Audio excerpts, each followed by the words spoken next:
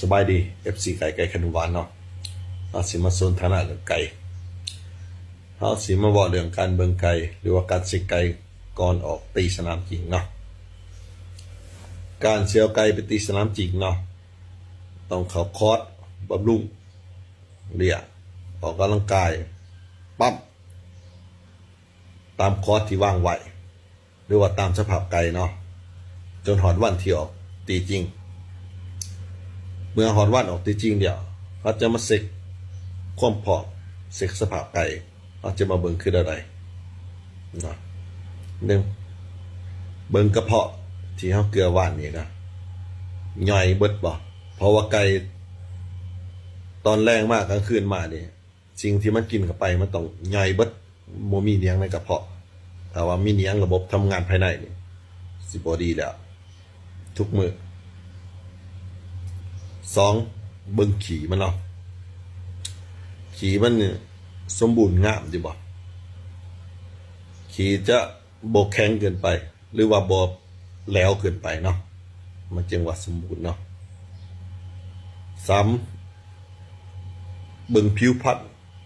หน้าตาเนาะหน้าแดงสดดีบ่สมบูรณ์บ่หรือว่าม่านขาวม่านแดงหรือว่าหน้าซีดถอดสีเนาะถ้าว่าเห็นอาการอย่างนั้นไก่จะบ่เต็มร้อยแหละต้องมีแนวป่วยภายในหรือว่ามีอาการบาดเจ็บอย่างเนาะ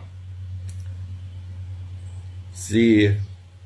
เบิ่งความคึกคักความหาวของไก่เนาะว่าสดชื่นดีบ่คึกคักดีบ่ตามไก่สมบูรณ์นี่มันจะแสดงอาการคึกคักหาวหันเนาะถ้าว่าเงาหลอบแหลบมันมีอาการไปทางไหนนะเนาะหาเช็คน้ำหนักขึ้นเนาะว่ามันอยู่ในเกณฑ์ที่มาตรฐานบ่เพราะว่าไก่ก่อนเฮาสีแดงตีเฮาต้องเช็คน้ำหนักอยู่ในสภาพที่สมบูรณ์หรือว่าบินดีที่สุดเนาะมันจะบ่จอยลงเกินไปหรือว่าบ่ตุ้ยขึ้นเกินไปหรือว่าน้ำหนักอยู่เท่าเก่าเนาะเอามือเฮาเซ็กความพร้อมแล้วถ้าว่า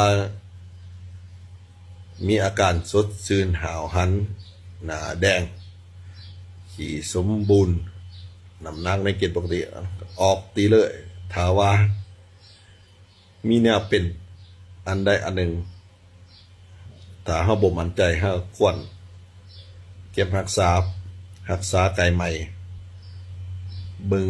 ใหม่เลี้ยงใหม่เนาะก่อนออกตีเพื่อความมั่นใจของ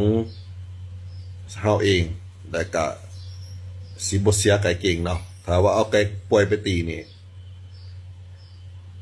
ก็คือคนป่วยนะให้เฮาไปแล่นกีฬานี่